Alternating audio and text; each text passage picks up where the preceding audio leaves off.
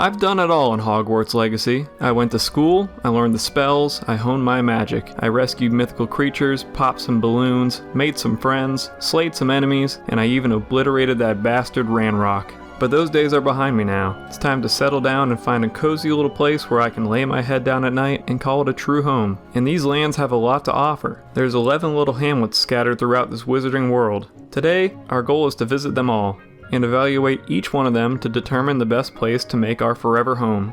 I'll be rating them on everything from culture and activities, to their architecture, scenery and location, their available resources and commodities, as well as the homes themselves.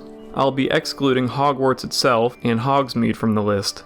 I'm a small town boy at heart, and there's just too much hustle and bustle in those places. So let's get started. We're going to start from the north and work our way south, so our first stop is Pitt-Upon-Ford, and what a great place to start. This hamlet is absolutely breathtaking. As we make our way up the stairs at the entrance, we are greeted by beautiful homes built around a small lake with a stunning cascading waterfall at the far side. There's a lovely place by the water where the locals hang out, and even take the time to make some fine art. There's a local trader that sells a decent selection of furs, and there's a few friendly cats around that love a good scritching. The homes each have a small plot of farmland in their respective yard. The structures themselves showcase beautiful stonework with lavish shingled roofs. The interiors are quite a sight as well, very cozy and warm and quite spacious. There really isn't much to complain about here. It's a lovely little town set in a wonderful environment. There is a building or two that is in need of some maintenance though. I'd have to give Pitt-Upon-Ford an 8.5 out of 10. Quite a strong start, so let's continue and see how the others compare. Our second stop of the tour is Upper Hogsfield, a festive little hamlet with a thriving town center. The people seem happy to just be hanging out there, listening to a traveling musician jamming his heart out. There's a large local brewery with a nice outdoor seating area on the water. The interior of the brewery, however, leaves a little bit to be desired. The local ingredients trader has a minimal selection of goods. The homes aren't much, but not necessarily bad either. Pretty ordinary, but you have all your basic amenities. One of the homes even comes with a house elf. The homes are a bit close together for my liking, and the scenery, aside from the nearby river, could be better. The architecture is nice, lovely stonework, and well maintained. However, those straw roofs would certainly not fare well in a strong storm. Upper Hogsfield has a lot to do and see, but as a place to call home, it leaves a bit to be desired. I'm feeling a 7 out of 10 on this one.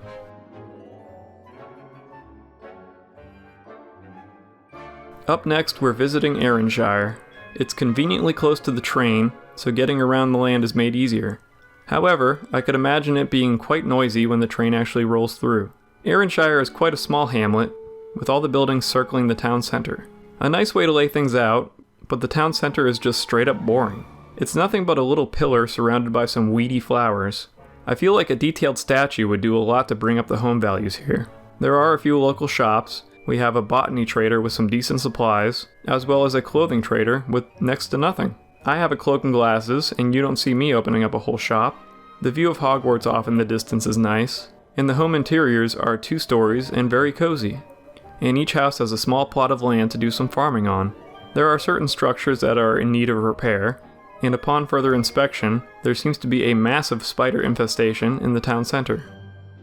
Aranshire is a small place in a convenient location, but it certainly has flaws. I'm giving it a 5 out of 10. Lots of room for improvement here. We're in Lower Hogsfield now. This place makes Aranshire look like a metropolis. Lower Hogsfield only has 2 houses, meeting the bare minimum requirements to be a hamlet. That being said, this place is quite lovely.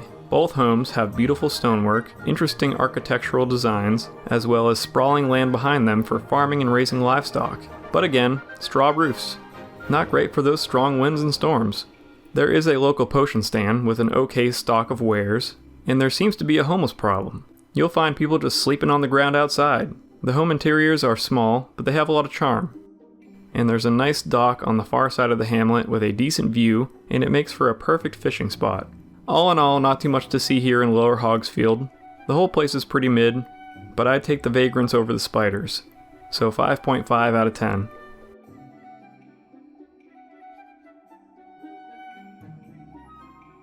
Our next stop is Brocburrow. This place is a masterclass of stonework, most homes having these small but stunning towers built into them. The main pathway of the town is lined with a quaint stone wall, with each home having its own gate, but again, straw roofs. There's also a nice area with a forge so you can practice your blacksmithing skills. The center of the town has a few small but very pretty gazebos. The local plant shop is pretty terrible, but that's more than made up for by the surprisingly spacious home interiors. The overall scenery is quite nice as well. You've got lovely hills to look out over, but the nearby lands are quite swampy. Brocburrow definitely has some charm, but aside from the architecture, there's not much to write home about. I'm feeling a 6.5 out of 10.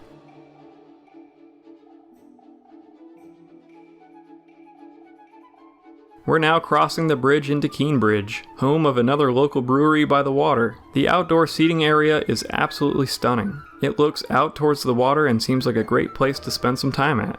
But as we walk around the rest of the hamlet, we can see that many of the surrounding buildings and homes are in a pretty sad state. The roofs are dilapidated, the stones are being overtaken by roots, moss, and weeds. One of the houses seems to even be sinking off the foundation. But looks can be deceiving because the interiors are quite cozy and well designed. And again, we see a thriving music scene as the locals enjoy another concert. There is a nearby ingredients shop with a modest selection of supplies, and another dock that is perfect for fishing or even taking a boat out on the water. But I'd be remiss if I didn't point out the absolute sorry state of the bridge that is the town's namesake. Might crumble on this guy on his way out of town. The center of town has a large directory that points in the direction of many other hamlets. It's as if it's telling you to leave this place and go somewhere better. Keenbridge might have been a sight to behold long ago, but it seems its glory days are far behind it. The only thing keeping this place alive now is the brewery. 5.5 out of 10.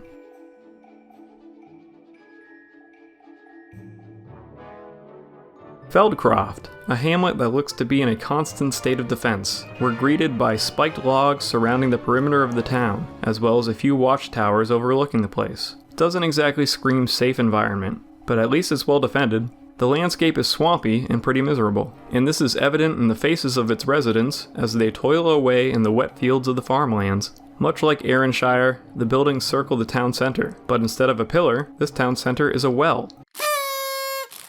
There's a man throwing coins into the well as if he's wishing he lived somewhere else.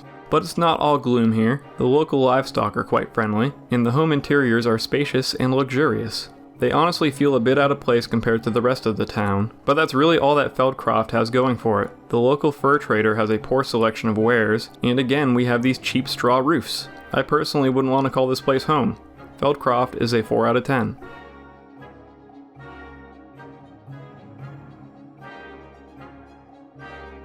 Next up is Irondale. This medium-sized hamlet is placed along a hilly winding road leading up to a windmill. Again we see a thriving art scene, as well as some excellent stonework on the local buildings and homes.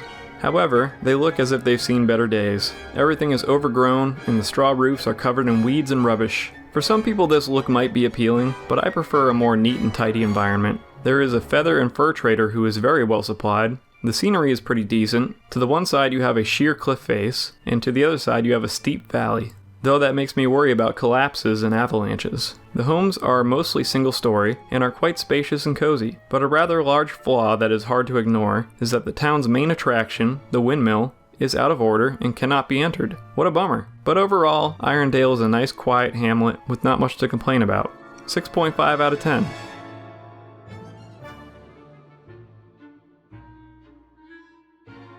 We've headed over to Marunweem. It's a relatively small hamlet built along the water's edge. This place may have been a sight to behold in its prime, but time has clearly taken its toll, as evidenced by the dry riverbed that winds its way through the town. The architecture is interesting though. Each home has its own wonky looking chimney that adds a unique aesthetic to the place. But otherwise, the buildings are painfully ordinary, and again, we have sad straw roofs. However, it's very much worth noting that this is the only hamlet that is home to an actual proper walk-in shop, with a decent selection of botanical supplies on top of that. And to my surprise, the home interiors are stunning and spacious. Very beautiful decor.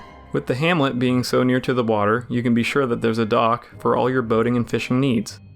Not a bad place, but like I said, definitely past its prime. 5 out of 10.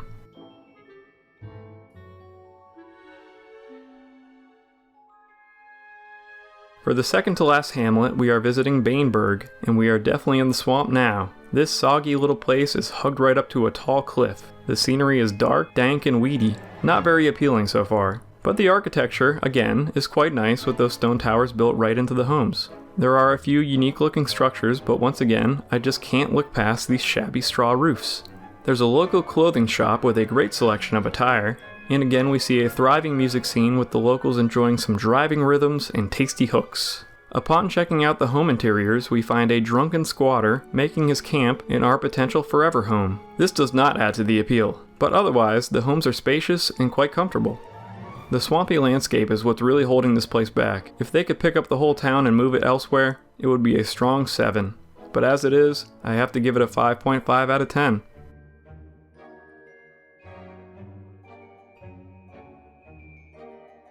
And last but not least, we have Cragcroft. Straight away, this place is beautiful. The layout of the hamlet is a sight to behold. Again, like Aranshire and Feldcroft, all the buildings are built in a circle around the town center. But this time they did it right. The town center is a huge distinguished tree with tasteful banners flowing from the tree branches to the nearby homes. And the homes are large, multi-leveled, and quite nice to look at. And finally, we have another hamlet with actual shingled roofs. The local ingredient shop is well stocked, and the home interiors are spacious and very nicely furnished.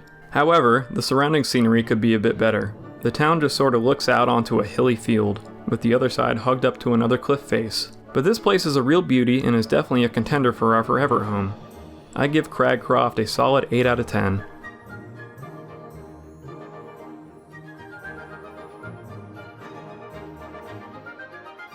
That brings us to the end of our tour, and it's time to announce the winner.